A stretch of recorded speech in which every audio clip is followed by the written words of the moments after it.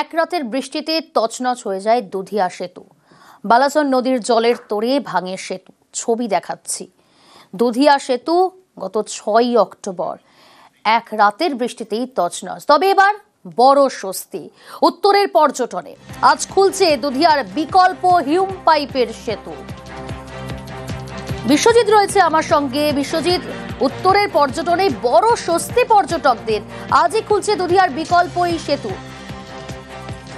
অবশ্যই, কারণ 4 অক্টোবর এক রাতের বৃষ্টি এবং তাতেই ফুলে ফেঁপে ওঠে এই বালাসন।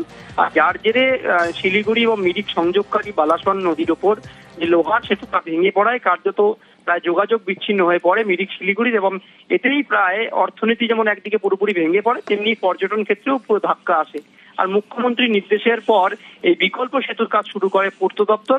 একবারে দেখা যাচ্ছে 22 দিন পুরোপুরি বন্ধ থাকার পর আজ 23 দিনের মাথায় হিউম পাইপের ব্রিজ কাজ শুরু করেছিল পূর্ত দপ্তর, এবং তার কাজ প্রায় শেষ।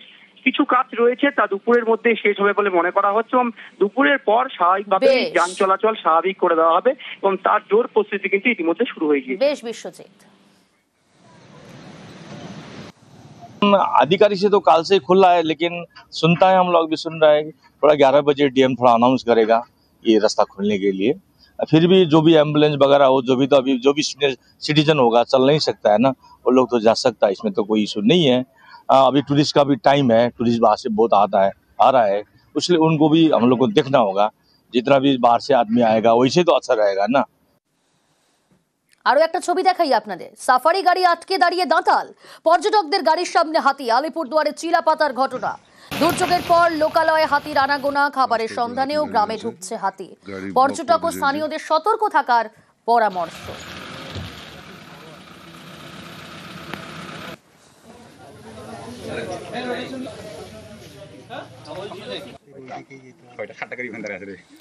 জঙ্গল ছেড়ে বাড়িতে পাইথন। পশ্চিম মেদিনীপুরের চন্দ্রকোনার ঘটনা।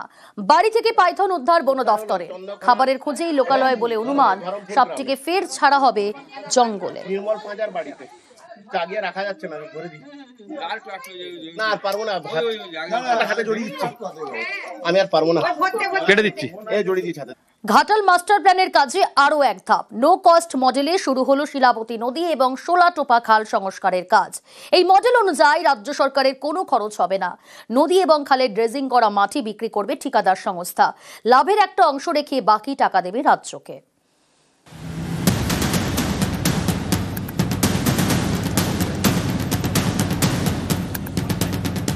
কেন্দ্র না করে দিয়েছে, তাই রাজ্য সরকারের টাকায় ঘাটাল মাস্টার প্ল্যান।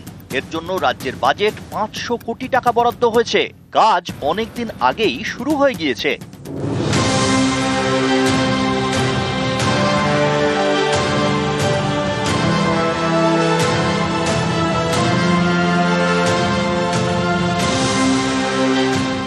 মাস্টার প্ল্যানের সেই কাজে এবার আরো এক ধাপ। নো কস্ট মডেলে শুরু হলো নদী এবং খাল সংস্কার। পশ্চিম মেদিনীপুরের ঘাটাল মহকুমার দাসপুর 1 নম্বর ব্লক। এখান দিয়ে বয়ে গিয়েছে শিলাবতী নদী। মুর্শিদনগর থেকে 23 কিলোমিটার এই নদী সংস্কারের কাজ শুরু হয়েছে। দাসপুর 2 নম্বর ব্লকে শোলাটোপা খাল, এখানেও প্রায় 15 কিলোমিটার খাল সংস্কারের কাজ শুরু হয়েছে। নামানো হয়েছে আর্থ মুভার। যেহেতু আজকে বন্দরের দিকে এখন জলটা বেশি আছে, উপর থেকে কাজটা শুরু হবে। মিডিল পজিশন আজকে এটা সিমলা হল দাসপুরের 7 অঞ্চলের আমাদের ড্রেজিং এর কাজ শুরু হলো। খাল এবং নদী ড্রেজিং এর কাজ করছে ঠিকাদার সংস্থা। চুক্তি মতো এই কাজে রাজ্য সরকারের কোনো খরচ হবে না। খাল এবং নদী থেকে তোলা মাটি বিক্রি করবে ঠিকাদার সংস্থা। লাভের টাকার একটা অংশ নিজেদের কাছে রাখবে, বাকি টাকা দেবে রাজ্যকে। এটাই নো কস্ট মডেল। এভাবেই ঘাটালে 36টি খাল এবং নদী সংস্কার করা হবে। নো কস্ট ড্রেজিং হবে এটা। নদী খনন, নদীর যে মাটি পলি জমে আছে এগুলোকে উত্তোলন করে ডিসেল্ট করা। এটা প্রায় 23 কিলোমিটার। এটা প্রায় এক্সপেক্টেড 2 বছর মোটামুটি সময় আছে। দাসপুর 2 ব্লকে শোলাটোপা খাল, সেটা সংস্কারের কাজ, মানে ড্রেজিং এর কাজ, তার যে প্রিলিমিনারি পরিষ্কার পরিচ্ছন্নের কাজ শুরু হয়েছে। এবং দাসপুর 1 ব্লকে রাজনগর জিপিতে ওখানে শিলাবতীর যে নিম্নতম কোন পোর্শনটা আছে সেখানেও কিন্তু পরিষ্কার পরিচ্ছন্নের কাজ শুরু হয়েছে, ড্রেজিং কাজ শুরু হবে।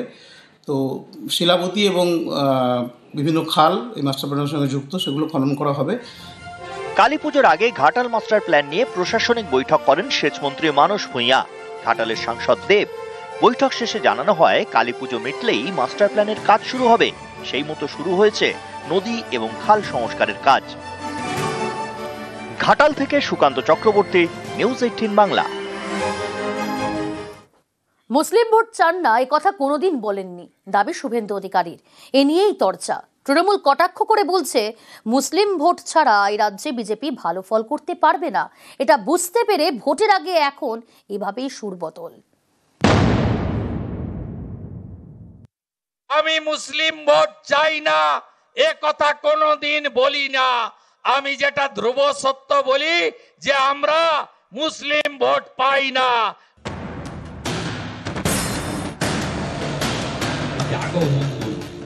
শুভেন্দু অধিকারী এই দাবি করলেও এর আগে নানা সময়ে শুভেন্দুর মুখে শোনা গিয়েছে নানা কথা। আপনারাও বলেছেন সবকা সাথ সবকা বিকাশ, আর বলবো না। বলবো जो हमारे साथ हम उनका साथ, सबका साथ सबका विकास बंद करो, नो नीड সংখ্যালঘু মোর্চা। এখানেই শেষ নয়, রীতিমতো হুমকির সুরও শোনা গিয়েছে। ওদের দলের যে কটা মুসলমান এমএলএ জিতে আসবে, বিজেপি সরকারে আসবে, চ্যাংদোলা করে তুলে রাস্তায় ফেলবো। শনিবার দক্ষিণ দিনাজপুরের গঙ্গারামপুরে কিন্তু শুভেন্দু অধিকারীর গলায় অন্য সুর।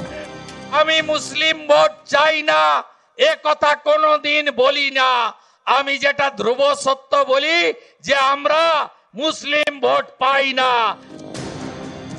গত কয়েক বছরে বিধানসভা লোকসভা ভোটে তৃণমূলের সাফল্যের পেছনে বড় ফ্যাক্টর মুসলিম ভোট। পশ্চিমবঙ্গের জনসংখ্যার প্রায় 30% মুসলিম। 25% থেকে 90% মুসলিম ভোটার রয়েছেন এমন বিধানসভা আসনের সংখ্যা 146টি। 24 লোকসভা ভোটে এই 146 আসনের মধ্যে তৃণমূল এগিয়েছিল 109টিতে, বিজেপি 25টিতে।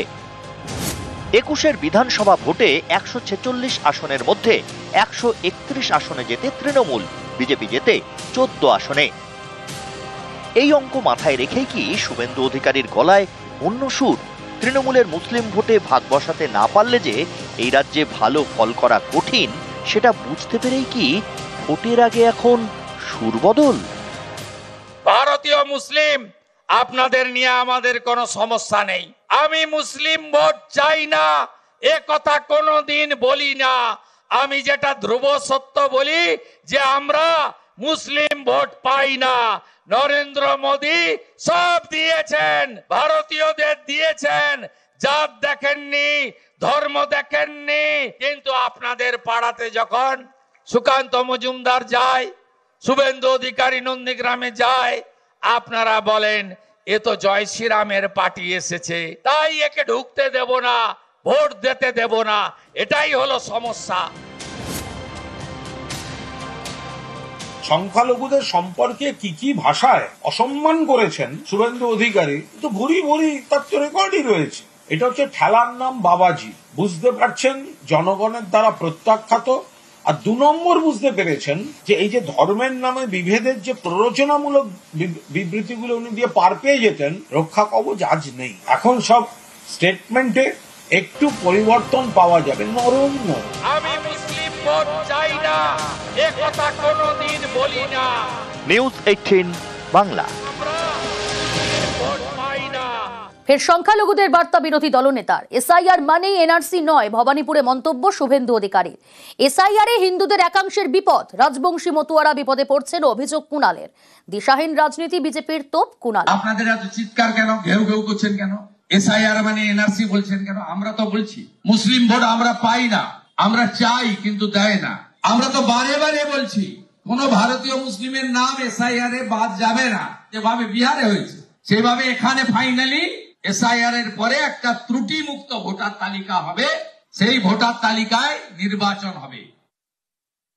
এসআইআর যাচ্ছে না, আর একটু কদিন যাক, মিলিয়ে নেবেন। এসআইআর নামক বাঁশটি বেশি ঢুকবে, হিন্দুদের সমস্যাটা সব থেকে বেশি। আজকে শান্তনু ঠাকুরকে বলতে হচ্ছে এসআইআর এ নাম বাদ গেলে সিই এর ক্যাম্প করতে হবে। কেন বলতে হচ্ছে? বিজেপি মাঝপথে ফেঁসেছে এই মানুষকে নিয়ে ছেলে খেলা করতে গিয়ে, আগুন নিয়ে খেলতে গিয়ে। এসআইআর যে পদ্ধতিতে করতে চাচ্ছে বিজেপি, সেটা হিন্দু মুসলমান সবার পক্ষে খারাপ। ওরা একটা রাজনৈতিক উদ্দেশ্য প্রণোদিতভাবে ভোটার লিস্টটা ম্যানিপুলেট করতে চাইছে।